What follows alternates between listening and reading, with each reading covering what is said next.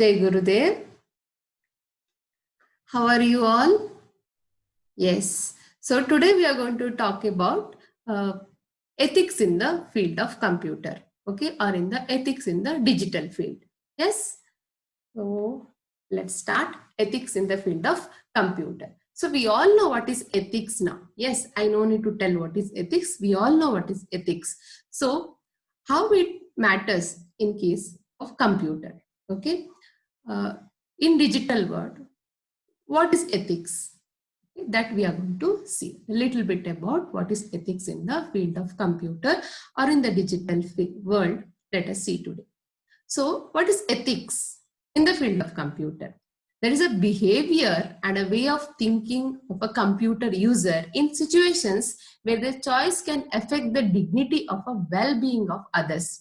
Like as a user, my actions, how good it is, what is the effect of that to the people who are related to that, my activities, how it matters to others, or whether it's going to affect the people. Okay, that's what we need to see. So ethics is not about the rules or code of conduct. We already know all this do's and don'ts. We have learned it, we have seen it, we have heard about it. What are the do's and don'ts in the field of computer or in the security? Now it is my behavior. Here I'm talking about my behavior as a user, how responsible I am. I need to be a responsible user. Now we know resources are available freely. Yes, so and we are open to another new world. So how responsible I am when I'm using all these resources. So now when you talk about ethics in the field of computer, we are not concentrating on computer. We need to be concerned about the people whose life can be affected by our actions. That matters the most. That's what ethics in the field of computer world. So there are we have software, we have hardware. Now we all know what is software. Without software, the machine will not work. Okay, it's just a dummy machine. That's it. All the functions happens only because of the software. So first we will see the software field, the ethics in the field of software. So here we know what are the problems are there related to security and related to our data. Yes. Now how we can protect ourselves as well as other users, okay, with whom I am communicating or with whom I am dealing. Okay, those people, even their interest also is important. Their self-safety, their well-being also important. Yes, so that's what we are going to see. Yes, next one. So first we will see software ethics. As I told, it is important. Without software, there is no computer. So it is the moral responsibility of the user to ensure that their usage of software is ethical or not. See, here I am not to tell what is ethic, what is ethical, what is not ethical. We all know what is ethics, but what it happens if I am not ethical, what happens? Okay, how I can be unethical while using the computer, that we will see today. Okay, so if you consider the computer software, okay, then an unauthorized copying of a software is illegal. Okay, we cannot use a software which is already purchased by someone else. Okay, I'll give an example. For example, if you're buying a product, when you buy some product, a vegetable or any electronic gadget, okay, you have every right over that. The once you buy it, you have every right on that. You can modify it, you can do whatever you want to do for that particular product.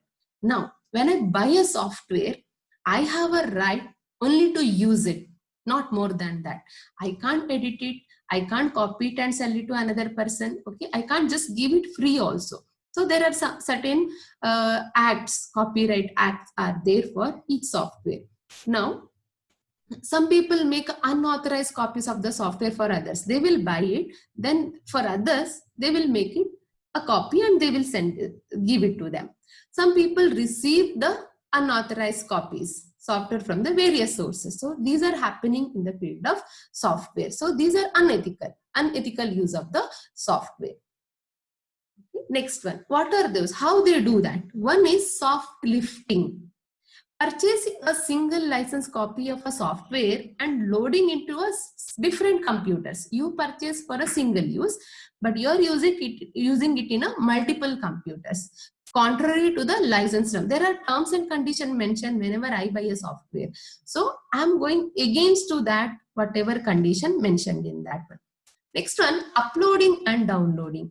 Making unauthorized copies of a copyrighted software and available to the end users connected to a network. I'm sharing it in the network. Yes, hard disk loading.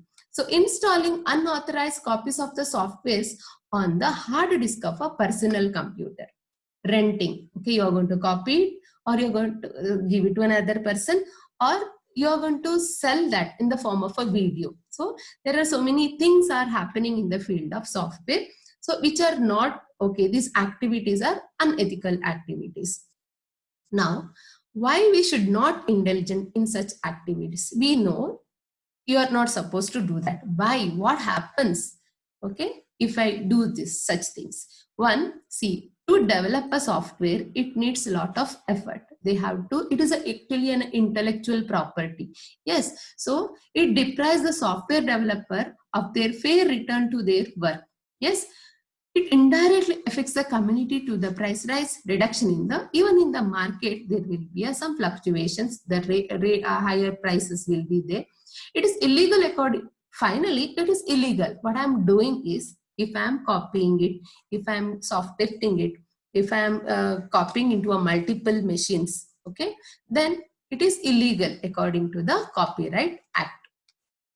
Now let us see, how can we be more responsible in the usage of software? So we know what is unethical activities in the field of software. We know how it is done. Now how I can be responsible so that I am not going to be a part of that. Yes, as a student, make sure that you don't receive any unauthorized copy of the software. Don't make unauthorized copies for others. And don't leave a commercial software in a public machine. You might have purchased one software for your purpose. You might have purchased it. Now you're going to use it in a machine which is available in a public. It's available for others also.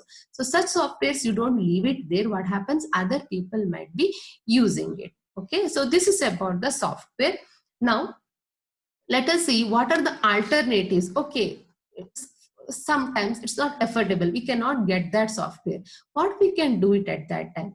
Okay, instead of illegal copying of the software, there are a few things which we can do it in the which is accepted. Okay, it is not non-ethical, it is ethical. What are those? One is, the software available in the public domain can be used. There are open sources available. We can get the software from there. It is available openly. Anybody can use it. We can use such softwares. Okay, as these softwares are not subject to any copyright restrictions. These softwares can be copied and distributed to the others. They are called as a public. So such softwares are called as public domain softwares.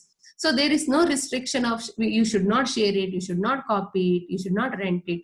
No, so it is free, it is open to everybody. So that can be used instead of licensed software which has terms and conditions, so that only one person should use that. Shareware is another way where copyrighted software that developer encourages to copy and distribute to the others. There are softwares available which developer himself allows the user to copy it and distribute it. So that can be used. Now for every application, if you, for example, if I'm going to take a Microsoft PowerPoint, okay, it is we have to pay and buy it. So you cannot do that. You can go for a Google Apps. There are applications available in the Google Documents that can be used instead of the PowerPoint. Yes. Now, all the above actions leads to a software piracy. It means denial of intellectual property rights to the software creator. So they have put their effort in that. You are using it without giving any benefit for that. Okay, it is not ethical to use someone else's property without his or her consent or without giving any benefit to that, because to develop a software, they have invested their time, money and effort. So this is controlled. There is a law which controls this. How? They have a copyright, patent, and the trademark laws. So through that they can, but still this is happening. So as a student, you need to know what is this one unethical activities happening in the software field. Next one.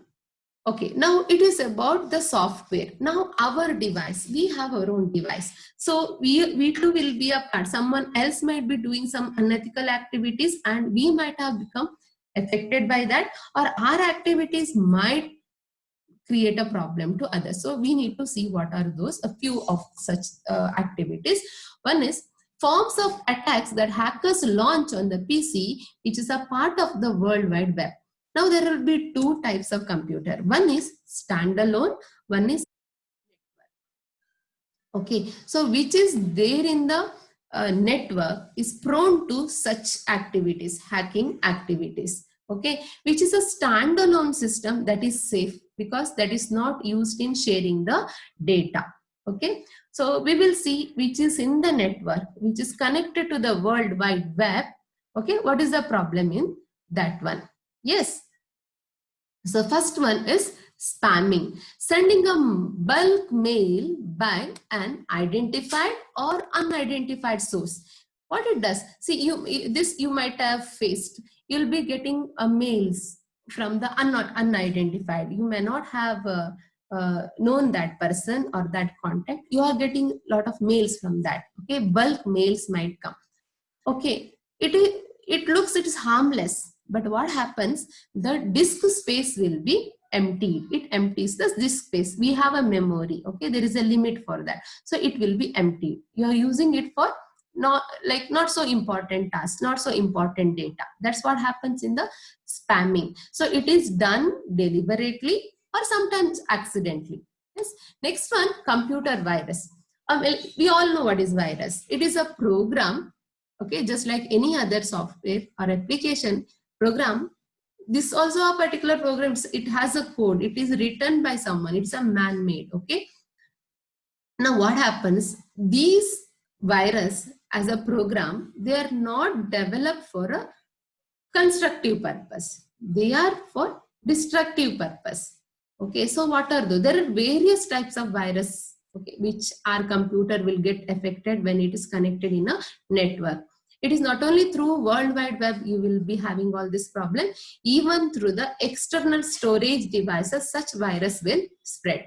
So that is computer virus. Now there are different types of viruses, boot blocks, file application, all such things can be attacked through these viruses. So what it does, it causes damage to the data or files on the system, or sometimes your system will get corrupted. Okay, so next one is worms. This is one more type of virus.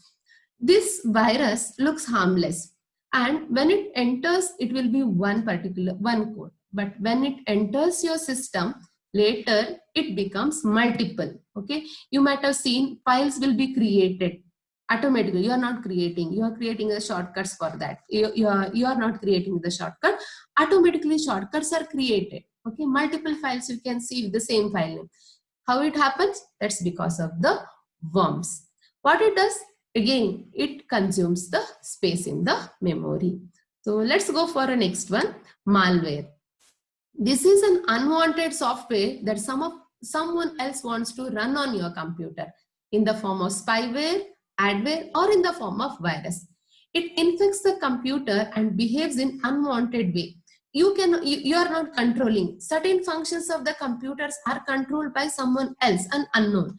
Okay, and what it does, it interrupts the smooth flow of the work. Next one, spyware. Okay, so as we know what is spy, the meaning of spy, you know. So what it does, your activities are spied and it is reported to the person who is going to pay for that. Okay, they spy the activities in computer legally and illegally. Next one is adware. You have seen this one. Every now and then some ads will be popping up when you're doing something in the computer. So this is again, what it does, yes, what will happen if advertisement pops up? What happens? You will be distracted. And one more thing, your internet speed will reduce. The network bandwidth will come down. So this is the problem with all these programs which are not used for a constructive, which are not developed for a constructive purpose. Okay, so different virus. One is Trojan horse. I don't know how many of you know the story of Trojan horse. There is a story behind this name of that virus. Okay, if possible in the next class, I will tell that story to you all. So this is a program which looks very harmless while entering. Okay, but once it enters your system, it starts to corrupting the files, or data will be corrupted, or some activities which is not good for your system will be done by Trojan horse. Next is sweeper.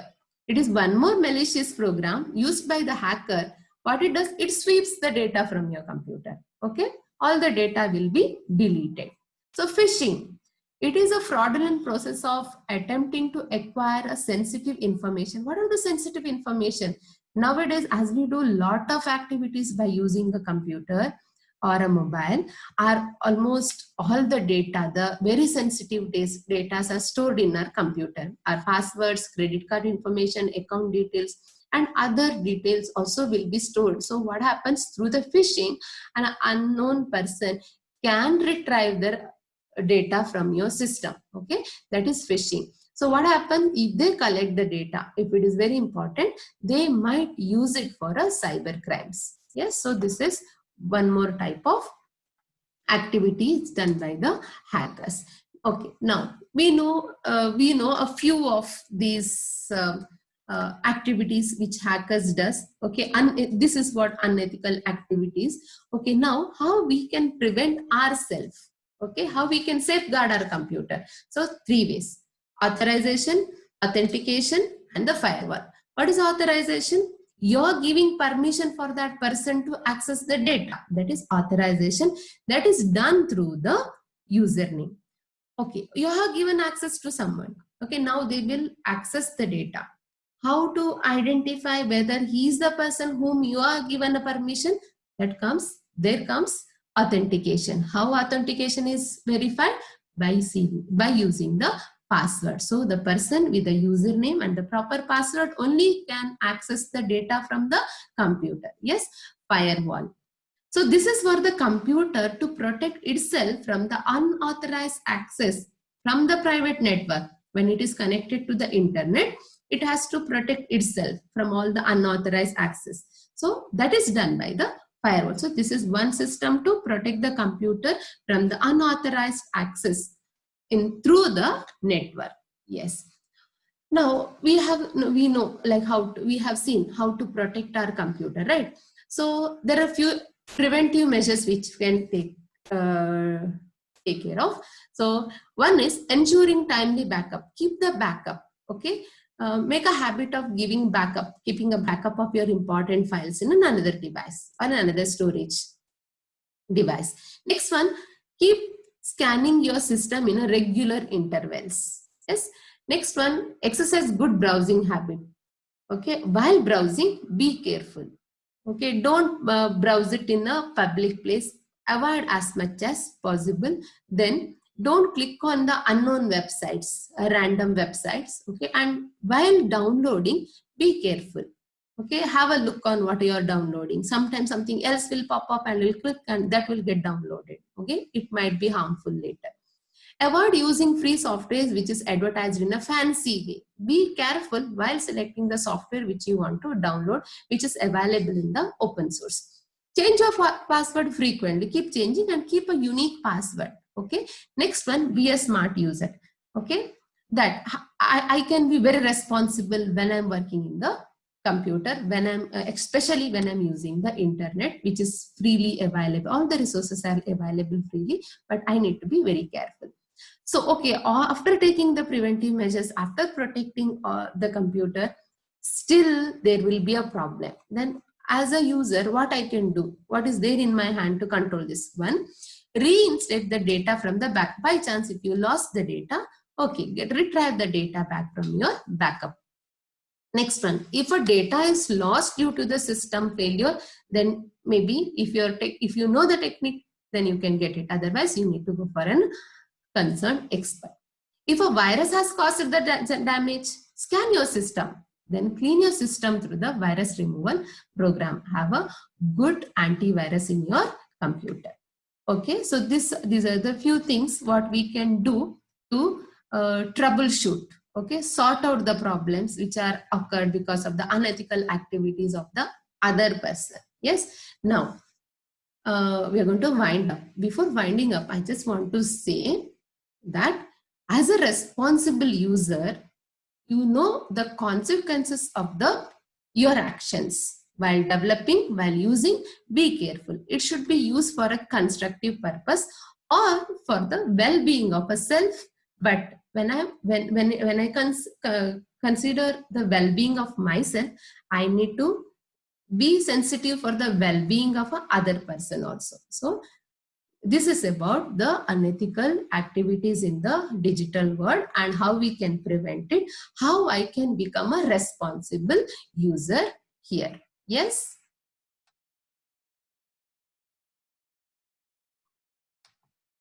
Jai Gurudev.